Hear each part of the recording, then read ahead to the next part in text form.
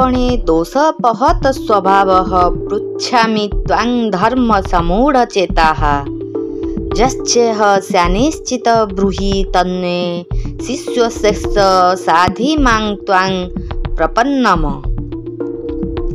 भीरुता रूपक दोष द्वारा मो स्वभाव तिरस्कृत होइथिबारु भीरुता रूपक दोष द्वारा मो स्वभाव तिरस्कृत होइथिबारु एवं धर्म विषय रे अंतःकरण मोहित होइथिबारु मु आपनको पचारुछि जहा निश्चित रूपे कल्याणकारक ताहा मते कुहंतु। मु आपणकर शिष्य आपणक ठारे शरण जाइथिबारु मते शिक्षा दियंतु। कृपण्या दोषापह स्वभावः पुच्छामि त्वां धर्म समूढचेताः। यद्यपि अर्जुन निज मनरे युद्धरु निर्भूत हेबाकु सर्वश्रेष्ठ मन करू नथिले तथापि पापरु रक्षा पाइबा पई युद्धरु निर्भूत हेबा छडा अन्य कौनसी उपाय तांको देखा जाउ नथिला। तेणु से युद्धरु निर्भूत हेबा पई चाहुथिले एवं निर्भूति को का पुरुषता रूपक दोष मने न करी गुण मने करुथिले। किंतु अर्जुनकर एही निर्भूति को भगवान का पुरुषता और हृदयर तुच्छ दुर्बलता बोली कहिले। तांकर एही निसंदिग्ध वचन सुनी अर्जुनक मनरे विचार हेला बोध हुए युद्धरु निर्भूत हेबा मो पई उचित नुहे। एहा तो एक प्रकार का पुरुषता जहा मो स्वभावर विरुद्ध, कारण मो क्षेत्र स्वभाव रे दीनता और पछघुंचार स्थान नाही। एहीपरि भगवान का द्वारा कथित का पुरुषता रूपक दोष निज ठारे थिबार स्वीकार करी अर्जुन भगवान को कहउछंती। प्रथमतः का पुरुषता रूपक दोष हेतु मो क्षेत्रीय स्वभाव एक प्रकार दबी जाइछि। द्वितीयतः निज बुद्धि रे मु धर्म संबंध रे किछि निर्णय नहीं पारु नाही। मो बुद्धि रे एते अज्ञान घटी जाइछि जे धर्म विषय रे मो बुद्धि किछि काम करू नाही। तृतीय श्लोक रे भगवान अर्जुन को स्पष्ट भाव आज्ञा देइथिले हृदयर तुच्छ दुर्बलता का पुरुषता त्याग करी युद्ध पई ठिया होई जाओ। तेणु अर्जुन का धर्म कर्तव्य संबंध रे कौनसी संदेह रहिबा कथा नुहे। तथापि संदेह रहिबार कारण हेउछि एक पक्षर युद्ध रे कुटुंब नाश करिबा और पूज्य मानकु मारिबा अधर्म देखा जाउथबा बेले अपर पक्षर युद्ध करिबा क्षेत्रीय धर्म परि देखा जाउछि। कुटुंब मानक दृष्टिरु युद्ध न करिबा उचित एवं ख्यात धर्म दृष्टिरु युद्ध करिबा उचित। एही भरी दुईटी कथा जोगु अर्जुन धर्म संकट रे पड़ीगले। धर्म निर्णय रे तांको बुद्धि कुंठित हेला। एपरि समय रे मो पई प्रकृतर कर्तव्य कौन आउ मोर धर्म कौन एहार निर्णय नेबा पई से भगवान को पचारुछंती। यश्चेह स्यानिश्चित ब्रूहि तन्मे। एही अध्याय रे द्वितीय श्लोक रे भगवान कहिथिले जे भीरुता हेतु युद्धरु निर्भूत हेबा ही तुमर अनार्य दुष्ट आचरण अर्थात श्रेष्ठ पुरुष एपरि आचरण करती नहीं जेउथिरे निज कल्याण निहित सेमाने केवल सेही आचरण करिथांती। ए कथा सुनी अर्जुन भाविले जहा श्रेष्ठ पुरुष करती मु मध्य सेया करिबा उचित।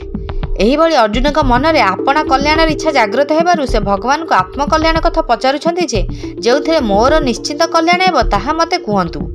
अर्जुन का हृदय व्याकुलतार अस्थिर हेबारु एवं से निज कल्याण कथा पचारिथिबारु सिद्ध हेउछि जे मनुष्य जे स्थिति रे स्थित से स्थिति रे संतुष्ट रहिले ता अंतर रे निजर प्रकृत उद्देश्य जागृत हुए नाही।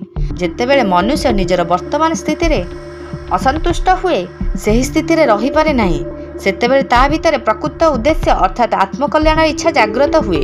शिष्यस्तेयम निज कल्याण कथा पचारिबारु अर्जुन का मन रे ए भाव उद्रेक हेला जे कल्याण कथा तो गुरु को पचारा जाए सारथी को नुहे। तेणु अर्जुन का मन रे रथीपणर जो भावना थिला जे जेउथिपाई से भगवान को आज्ञा देइथिले हे अच्युत मो रथ को दुई सेना मझिरे ठिया करंतु सेही भावना दूर होई गला। से आत्मकल्याण कथा पचारिबा पई भगवान कर शिष्यत्व ग्रहण करी कहउछथि हे महाभाग मु आपणकर शिष्य शिक्षा पाइबार पात्र आपण मोर कल्याण कथा कुहंतु। साधि मां त्वां प्रपन्नम गुरु सेना उपदेश देदेवे जो मार्गर ज्ञान नहीं से मार्गर ज्ञान कराइदेवे आलोक देखैदेवे सबु कथा कहीदेवे किंतु स्वयं शिष्य को तो सही मार्गरे चलवाक पड़िबो। शिष्य को तो निजर कल्याण करने को पड़िबो किंतु भगवान उपदेश दियंतु आउ मु सही अनुसार अनुष्ठान करे एकथा तो मु चाहे ना कारण से मोर काम चलिबो नहीं। तेणु निज कल्याणर भार मु निज उपरे काहेकि रखिबी गुरुंका उपरे छाड़ी न देवी काहेकि। केवल माँ क्षीर उपरे निर्भरशील शिशु रोगरे पड़िले जेपरि ताकू औषध खाइबाकू पड़े नहीं बरं माँ को ता पई औषध खाइबाकू पड़े सेहीपरि जदि मु गुरुंकर पूर्ण शरणागत होइजिबी और तांको उपरे संपूर्ण निर्भर करिबी तेबे मो कल्याणर दायित्व गुरुंक उपरकू आसीजिबो। मो कल्याण विषय स्वयं गुरु को ही चिंता करबाकू पड़िबो। एही भाव रखी अर्जुन कहउछंती मु आपणक शरणागत मते शिक्षा दियंतु। ଏଠାରେ ଅର୍ଜୁନ ତ୍ୱାଂ ପ୍ରପନ୍ନାମ ପଦରେ ଭଗବାନଙ୍କର ଶରଣ ହେବା କଥା କହୁଛନ୍ତି ସିନା, କିନ୍ତୁ ବାସ୍ତବରେ ସମ୍ପୂର୍ଣ୍ଣ ଶରଣାପନ୍ନ ହୋଇନାହାନ୍ତି। ଯଦି ସେ ପୂର୍ଣ୍ଣ ରୂପେ ଶରଣାପନ୍ନ ହୋଇଯାଇଥାନ୍ତେ ତେବେ ତାଙ୍କୁ ଏପରି କହିବାକୁ ପଡ଼ିନଥାନ୍ତା ଯେ ସାଧି ମାମ୍ ମୋତେ ଶିକ୍ଷା ଦିଅନ୍ତୁ, କାରଣ ସମ୍ପୂର୍ଣ୍ଣ ଶରଣାପନ୍ନ ହୋଇଗଲା ପରେ ଶିଷ୍ୟ ପାଇଁ ନିଜର କୌଣସି କର୍ତ୍ତବ୍ୟ ବାକି ରହେ ନାହିଁ। ଦ୍ୱିତୀୟ କଥା, ଆଗକୁ 9ମ ଶ୍ଲୋକରେ ଅର୍ଜୁନ କହିବେ ମୁଁ ଯୁଦ୍ଧ କରିବି ନାହିଁ ନା ଯୋତ୍ସେ। ଅର୍ଜୁନଙ୍କର ସେଇ କଥା ବି ଶରଣାଗତିର ବିରୁଦ୍ଧ ମନେ ହେଉଛି, କାରଣ ଶରଣାପନ୍ନ ହେବା ପରେ ମୁଁ ଯୁଦ୍ଧ କରିବି ବା ନ କରିବି, କ'ଣ କରିବି କ'ଣ ନ କରିବି ଏ କଥାର ପ୍ରଶ୍ନ ଉଠେ ନାହିଁ। ଶରଣାଗତକୁ ଏ କଥା ଜଣା ନଥାଏ ଯେ ସରସ୍ୟ କ'ଣ କରାଇବେ ଆଉ କ'ଣ ନ କରାଇବେ। ତାର କେବଳ ଗୋଟିଏ ଭାବନା ଥାଏ ଯେ ଏବେ ସରସ୍ୟ ଯାହା କରାଇବେ ମୁଁ ତାହା ହିଁ କରିବି।